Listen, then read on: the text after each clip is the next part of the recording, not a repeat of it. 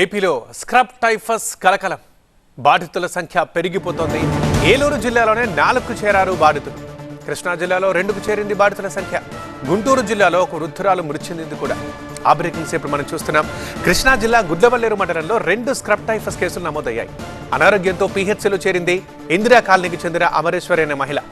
Sanitation చేపట్టిన అధికారులు ఇందిరా కాలనీలో మెడికల్ క్యాంప్ ఏర్పాటు చేశారు. పామర్రు కోరముక్కువారిపాలెంకు చెందిన మానస జ్వరంతో బాధపడుతోంది. గుడ్లవల్లేరులో రక్త పరీక్షలు చేయగా ఆమెకు కూడా స్క్రబ్ టైఫస్ అని నిర్ధారించారు వైద్యులు.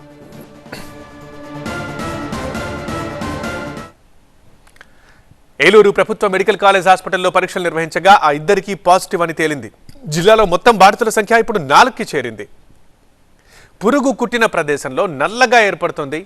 ఇది గమనించి వైద్యుల్ని వెంటనే సంప్రదించాలి అని చెప్తున్నారు వైద్యులు. మామూలు జ్వరంలానే వస్తుంది. ప్రతి ఒక్కరిలోనూ తీవ్రతకి వెళ్ళే ఛాన్స్ అయితే ఉండదు. కొంతమందిలో శ్వాస సంబంధిత ఇబ్బందులు, కిడ్నీ ఇబ్బంది, లివర్ ఇబ్బంది వచ్చే ఛాన్స్ ఉంటుంది. అది అందరిలోనూ వెళ్తుందని చెప్పలేము. యూజువల్గా జ్వరం అది వచ్చినప్పుడు తగ్గట్లేనప్పుడు, మామూలు మలేరియా, డెంగ్యూ పరీక్షలన్నీ నెగిటివ్ వచ్చినప్పుడు, ఇలా కీటకం కుట్టిన చోట చిన్న దద్దురు, వాపు వస్తుంది. దానిపైన నల్లటి మచ్చలా ఏర్పడుతుంది. అలాంటివి ఏమన్నా ఉంటే హాస్పిటల్కి వచ్చి చూపించుకోవడం అది చేయాలి.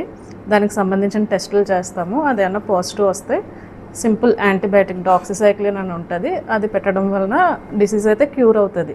అందరిలోనూ ఇబ్బంది మరీ ప్రాణాంతకమైనది అయితే కాదు. ఒకరి నుంచి ఒకరికి వ్యాప్తి కూడా చెందదు. గుంటూరు జీజీహెచ్లో స్క్రబ్ టైఫస్ చికిత్స పొందుతూ వృద్ధురాలు ప్రాణాలు కోల్పోయారు. తీవ్ర జ్వరం, విరేచనాలతో అపస్మారక స్థితిలో గత నెల 18న ఆసుపత్రిలో చేరింది ధనమ్మ. ప్రకాశం జిల్లా ఎర్రగొండపాలెంకు చెందిన ధనమ్మకి స్క్రబ్ టైఫస్ సోకినట్లు నిర్ధారించి చికిత్స అందించారు వైద్యులు. చివరికి అనారోగ్యం క్షీణించి ఆమె ప్రాణాలు కోల్పోయారు.